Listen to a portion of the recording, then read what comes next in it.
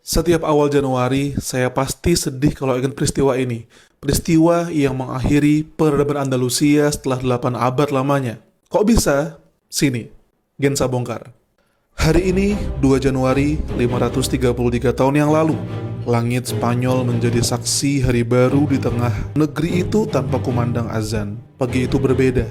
Yang terdengar adalah dentingan lonceng yang dibunyikan dari kastil di tengah kota.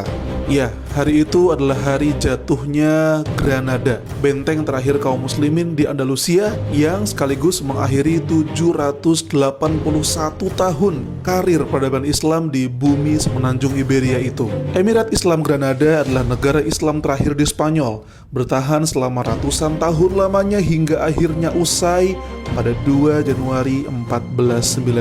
Mari kita tadaburi 5 dari sekian banyak fakta penting dari jatuhnya Granada. Pertama, 10 tahun sebelum Granada jatuh, ternyata Sultan Granada sudah bersumpah setia kepada Ratu Isabella. Ini fakta yang menyedihkan sebenarnya. Abu Abdillah, Raja terakhir Granada, memberontak melawan ayahnya dan berjanji untuk melayani Isabella dan Ferdinand sebagai imbalan atas dukungan mereka. Kesetiaan pada musuh itu justru malah berakhir dengan kekalahan yang pahit. Maka mari mengambil pelajaran untuk tak mengulanginya lagi.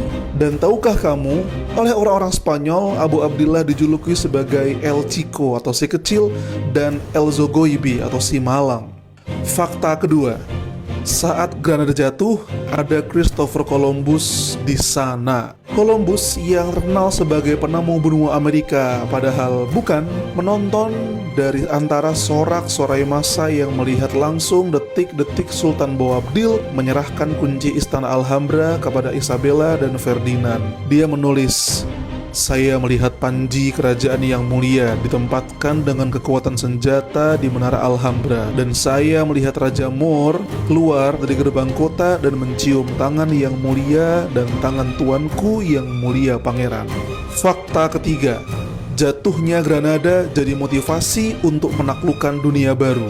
Christopher Columbus tidak ragu menyebutkan bahwa jatuhnya Granada menjadi motivasi baginya untuk berlayar menemukan benua-benua baru.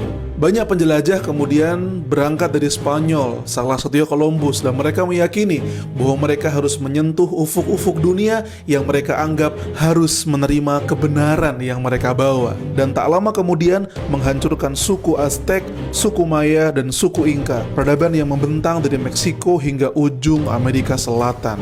Fakta keempat, umat Islam pada akhirnya dipaksa murtad. Pada mulanya umat Islam tidak seluruhnya mengungsi ke negara lain. Masih ada komunitas muslim yang bermukim di Granada setelah ia ditaklukkan oleh kerajaan Katolik.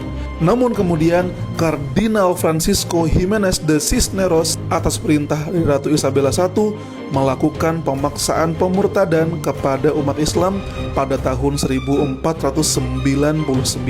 Tindakan itu membuat kaum muslimin yang masih bertahan di Andalusia memutuskan untuk memberontak dalam sebuah peristiwa bernama pemberontakan Alpujarras. Qadarullah, perlawanan itu dipadamkan oleh Isabella dan dia mengeluarkan perintah untuk menghukum mati, memaksa murtad atau mengusir kaum muslimin yang masih bertahan di Granada pada tahun 1501. Fakta kelima, kerajaan Mamalik Mesir mengirim surat kepada Paus agar bersikap baik kepada muslimin Andalusia. Salah satu usaha negara muslim lain menolong Andalusia adalah Mamalik.